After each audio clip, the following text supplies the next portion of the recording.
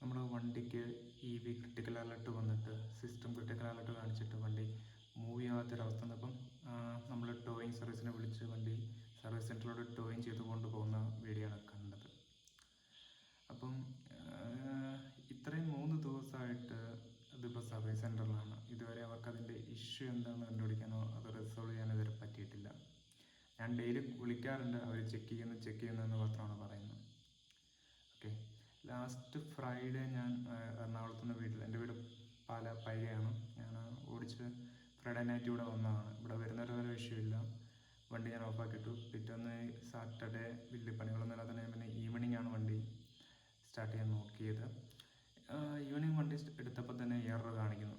Gear മാറ്റാനോ വണ്ടി move ചെയ്യാനൊന്നും പറ്റുന്നില്ല.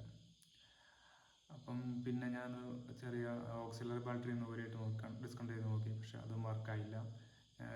ഒരു നൈറ്റ് കൂടെ വെയിറ്റ് ചെയ്തു. സൺഡേ രാവിലെ ഒന്നും കൂടെ ട്രൈ ചെയ്തു, സെയിം പ്രൊസീജിയർ ഒന്നുകൂടെ ചെയ്ത് നോക്കി, പക്ഷേ ഈ അലർട്ടൊന്നും പോകുന്നില്ല.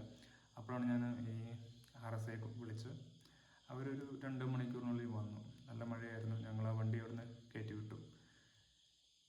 മൺഡേ സർവീസ് സെൻറ്ററിൽ നിന്ന് വിളിച്ച് ജോബ് കാർഡൊക്കെ ഓപ്പൺ ആയി അവർ ചെക്ക് ചെയ്യാൻ പോകുമെന്ന് പറഞ്ഞു. അന്ന് റെസ്പോൺസ് കിട്ടിയില്ല. ചൊവ്വാഴ്ച ഞാൻ വിളിച്ചു, അവർ വീണ്ടും ചെക്ക് ചെയ്യുന്നു, അവർക്ക് ഇഷ്യൂസ് എന്താണെന്ന് കിട്ടുന്നില്ല. ആൻഡ് ഇന്നിപ്പം ബുധനാഴ്ചയായി. അവർ രാവിലെ എന്നോട് പറഞ്ഞു വണ്ടി ഇപ്പം ഇഷ്യൂസ് മാറിയിട്ടുണ്ടോ, ഓടിച്ച് നോക്കാൻ ടെസ്റ്റ് ഡ്രൈവിന് പോവുകയാണെന്ന്. 2-3 മണിക്കൂറായിട്ടും എനിക്ക് എന്താണ് അതിൻ്റെ റെസ്പോൺസ് തരാമെന്ന് പറഞ്ഞിട്ട് റെസ്പോൺസ് ഒന്നുമില്ല. പിന്നെ വൈകുന്നേരം ഞാൻ വിളിച്ചപ്പം അവർ പറഞ്ഞു, സോറി രാവിലെ വണ്ടി കൊണ്ടുപോകാൻ പറ്റിയില്ല, വണ്ടി ഇപ്പോഴാണ് ടെസ്റ്റ് ചെയ്യാൻ കൊണ്ടുപോയത്. അവരെന്തോ കള്ളം പറയുന്ന പോലെയാണ് എനിക്ക് തോന്നുന്നത്. സോ അതാണ് ഇപ്പോഴത്തെ അവസ്ഥ. ഇപ്പം 3 ദിവസമായിട്ട് വണ്ടി സർവീസ് സെൻറ്ററിലാണ്. 2 ഇയർ ബാക്ക് സെയിം ഇതേ ഇഷ്യൂ തന്നെ ഉണ്ടായി. ഇതുപോലെ തന്നെ വണ്ടി ടോയിൻ ചെയ്ത് കൊണ്ടുപോയി. ഓൾമോസ്റ്റ് ഒരു 7 to 8 days 8 days സർവീസ് സെൻറ്ററിൽ കിടന്ന് അവർ പലതും ഇട്ട് നോക്കി ചെക്ക് ചെയ്ത് അവർക്കതൊന്നും എന്താണെന്ന് ഇഷ്യൂ കണ്ടുപിടിക്കാൻ പറ്റില്ല. ഫൈനലി സോഫ്റ്റ്വെയർ ഫ്ലാഷ് ചെയ്തപ്പം ഇഷ്യൂ മാറുമെന്നാണ് അവർ പറയുന്നത്.